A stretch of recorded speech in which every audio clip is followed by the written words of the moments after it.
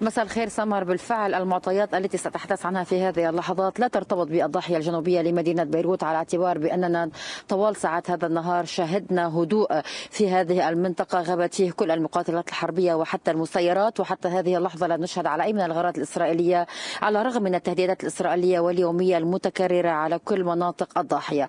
اللافت اليوم هو تهديد جديد ورد قبل قليل إلى إحدى الشقق السكنية أو إلى أحد الهواتف الخلوية في منطقة الرملة البيضاء. سوف أبدأ فقط من مضمون هذه الرسالة وبعدها سأعطي بعض التفاصيل. هنا جيش الدفاع الإسرائيلي: أنت متهم بتمويل حزب الله مع شركة الإنصاف. هم الآن في تركيا ولكن أنت في لبنان. عليك فورا إخلاء شركة الصيرفة في شتورة وإخلاء منزلك في بيروت. نلتقي قريبا. إذن هي رسالة وصلت عبر الواتساب إلى أحد الهواتف الخلوية لأحد السكان الذين يقطنون أحد المباني السكنية في منطقة الرمل البيضاء. بطبيعة الحال هذا الاتصال الهاتفي أثار حال من الهلع في المنطقة. تم إخلاء كل الشوارع المحيطة تخوفا من أن تحصل أي عملية استهداف أو غارة إسرائيلية على هذا المبنى.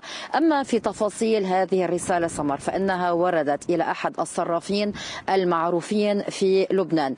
هذا الصراف، وطبعا يعني سوف لن أذكر اسم العائلة في هذه الأثناء، ولكنه يملك شركتين للصيرفة، واحدة في منطقة الحمراء الأخرى في منطقة شتورة، وهو يسكن في منطقة الرملة البيضاء.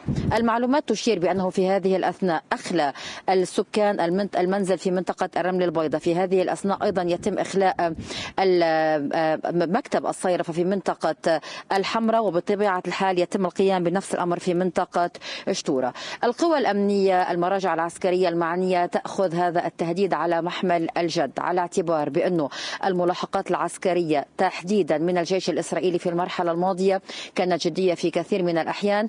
كانت هناك الكثير من الاغتيالات التي تتناول مسألة قطع الأذرع المالية لحزب الله في المرحلة الماضية، وعلى انطلاقا من هذه النقاط تتعامل الأجهزة الأمنية بكثير من الجدية مع هذا الأمر، خاصة بأنه خلال حرب الإسناد أيضا تم اغتيال أحد الصرافين تحديدا في منطقة الجنيح، وتم استهداف منزله أو طبقتين من منزله في غارتين في منطقة الجنيح. بطبيعة الحال هي المرة الأولى التي يرد فيها في هذه الحرب اتصال مباشر من هذا النوع. في الأيام الماضية كان هناك حديث عن الكثير من الاتصالات، ولكنها كانت تهديدات بالمجمل تتناول يعني ضيعة بأكملها أو بلدة بأكملها، تتناول يعني سلسلة من التهديدات تبين عبر بعد التدقيق فيها من قبل المراجع الأمنية والعسكرية بأنها وردت من شركات خارج إسرائيل، وهي وردت إلى عدة هواتف خلوية في مختلف المناطق اللبنانية.